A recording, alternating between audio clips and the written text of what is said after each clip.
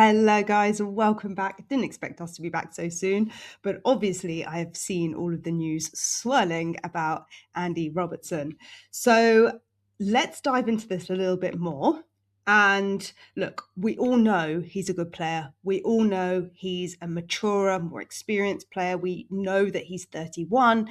We know that he's on high wages. And so the question is really around, is he the guy we need? We need forwards, and what are we doing? Buying a left back. So let me give you a little bit more context. The thing that people are overlooking is Robertson can also play centre back, and he specifically can play left centre back. Now, we've heard a lot of rumours also about Dragusin potentially going out on loan or being sold, and he is keen to get first team football. So when we think about our Champions League squad, and I wasn't going to talk about that until next week, but since this has come up, this is a key moving part in all of this.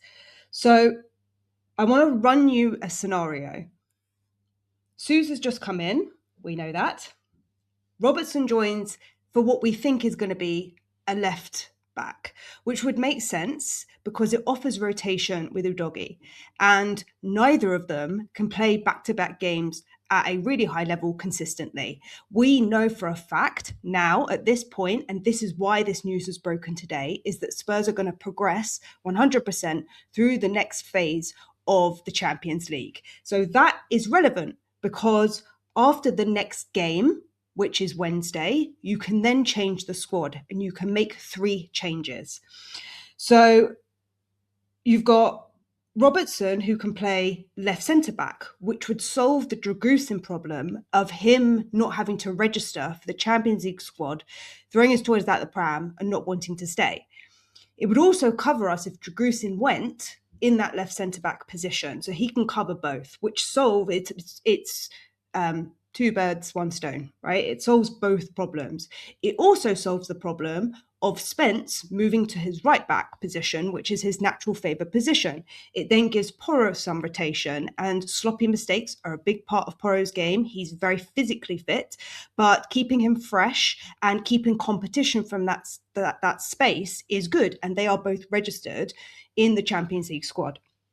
So you've now got this dilemma of, does Sousa stay? Does Sousa go out on loan? So there's a scenario where both still happen. There's a scenario where Sousa comes in. Robertson is the guy to help nurture him, winning mentality, more experienced, Udogie's injury prone, but also the flexibility that Robertson can play centre-back. That would mean that Sousa cannot get into the champion squad for various reasons, which I'm going to explain. And that obviously gives more rise to the discussion going on about whether he's going to go on loan or not. We'll soon find out whether he does make that appearance tomorrow. I think it's too soon to say. But yeah, he's a young kid and he's one for the future. So you've got Gallagher, who's just been bought. And by the way, just to note, some of the players that have been bought in since Frank's come are Mwani, who's 27, Paulinho, who's 30, Gallagher, who's 25, Danso, who's 27, and now you're looking at Robertson, who's 31. So you can clearly see that last season, we went through this like phase, probably over 2 seasons, where we bought loads of young talent, and it kind of broke us because we were playing Mikey Moore last season and he wasn't good enough. And I think we then went through that phase of buying Takai, and we bought Yang Min Hyuk as well. So we've got a lot of young players on our books that aren't ready to come into first team football right now, and they're out on loan. So this actually solves it's a midterm problem. It's a midterm problem that we've got. I know we talk about planning for the long term, but this is a midterm problem. So Robertson is probably someone who can maybe, and I don't know too much about his injuries, and I don't know how fit he is. I think he's quite a fit player. And I think a couple of seasons ago, he missed half of the season. But in general, I think he's quite a fit player. So how long he's got left at his pace and tempo, I don't know. But considering we have players out on loan, look, we saw Byfield the other night, maybe there's other youth coming through the squad, and with Sousa coming in, it kind of gives us that flexibility in the midterm. Let's say if Robertson was going to be a guy that was going to be around for like 2 years. That in addition with the fact that Davis, as we know, is out injured. So the two players that are going to make way for the new names on the list in our Champions League squad are going to be Gallagher. Now, he is homegrown, so that doesn't take up a space. The two going out of the squad are going to be Davis and Johnson. Johnson's left the club and Davis is out long-term injury. Probably, as much as we have other long-term injuries, he's probably going to be the one who's out longest in the season. So when you look at it, that actually is the spot in our Champions League squad that needs replacing. The argument then becomes, well, you've got Tel and Bissouma, if assuming Dragusin goes, which means that if Robertson was going to come in, you've got one more space for either Tel or Bissouma. You assume it's Tel, but we need another attacker.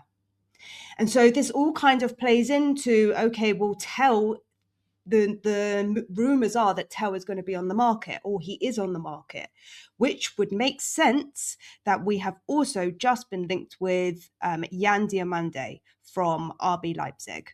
And he can play left wing, right wing, striker. He is young, he's 19, but that would make sense because if you're going to sell Tel, who I think he's 21, I think.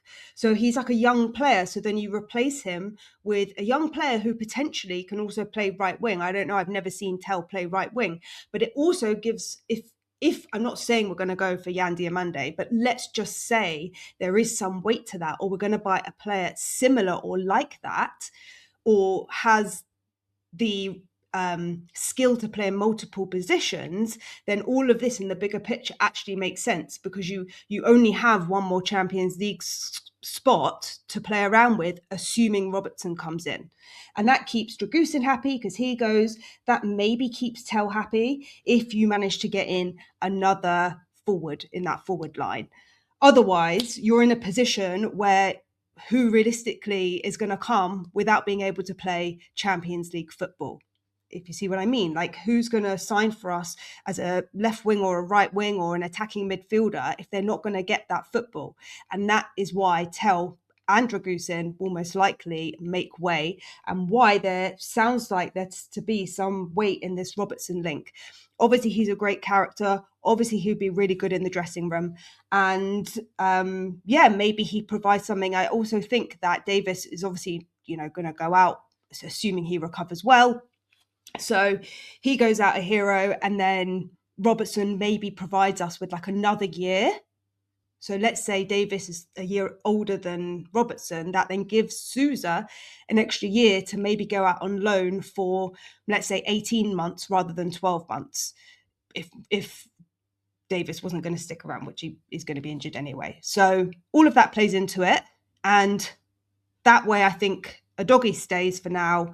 And maybe that's a longer term conversation that then happens about the future of him. But I can't see Udogie going anywhere with either Sousa or Robertson coming in. I think he keeps his spot as the first choice with the rotation of Robertson in Champions League and Premier League. What do you guys think to this? Is this good news? Do you see my perspective and where this fits in? The only person that would be unhappy in all of this would be Bissouma. But I think, the thing is, you can't let go of Bissouma at the moment. And unfortunately, you wouldn't be able to make another change. So even if Bentancur and Paulinho stay out and Bergvall, we still do have that problem in the midfield. And I don't know what the solution to that is. Because even if you keep Tel... Oh, no, well, you've got Gallagher, don't you? No, we have Gallagher. Ignore me. Yeah, so then maybe Bissouma makes way. Maybe Bissouma makes way as well. Maybe Dragusin, Bissouma and Tel all get sold. You can then afford Robertson on high wages. And I don't know how much Yan Diomande is, 100 million. Would those three players equate to covering one of those? Maybe. It's possible. What do you guys think? Do you think my line of thinking is kind of relevant, valid? Yeah, let me hear your thoughts.